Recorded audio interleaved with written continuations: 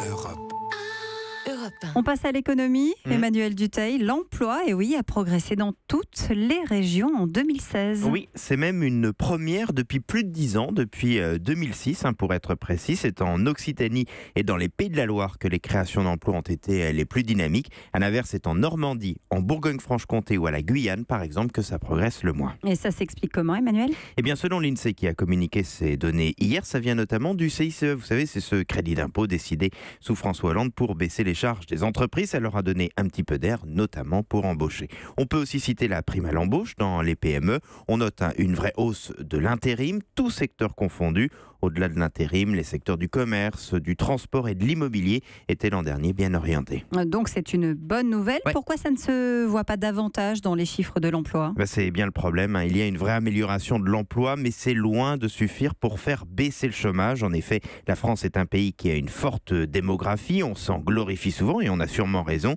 Mais en contrepartie, on doit créer beaucoup plus d'emplois chaque année que l'Allemagne, par exemple, pour absorber tous ces jeunes et donc réussir à faire baisser le chômage. Et là, la croissance a beau s'améliorer, elle ne crée toujours pas assez d'emplois, elle n'est pas assez ferme. On nous dit pourtant qu'elle est aujourd'hui plus ferme. Le marché de l'emploi va donc, de fait, s'améliorer. Alors pas vraiment, même si vous avez tout à fait raison, la croissance est un petit peu plus ferme, comme vous dites, mais ça ne va pas suffire.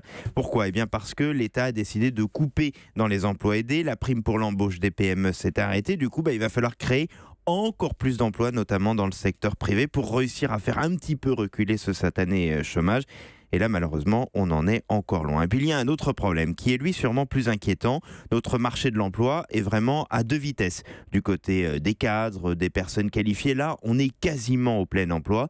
Mais pour ceux qui ont moins de formation et qui perdent leur emploi, notamment quand c'est remplacé par un ordinateur ou par un robot, et ça arrive mine de rien de plus en plus, eh bien là, c'est très très dur pour retrouver un emploi. Ça montre vraiment les ratés de la formation professionnelle. Les partenaires sociaux et l'État discutent en ce moment même d'une réforme d'envergure. Une énième tentative, diront certains, c'est sûr. Mais si là on se plante, pardonnez-moi l'expression, on va laisser de côté encore plus qu'aujourd'hui des millions de personnes, et ce pour des années. Europe. Europe 1.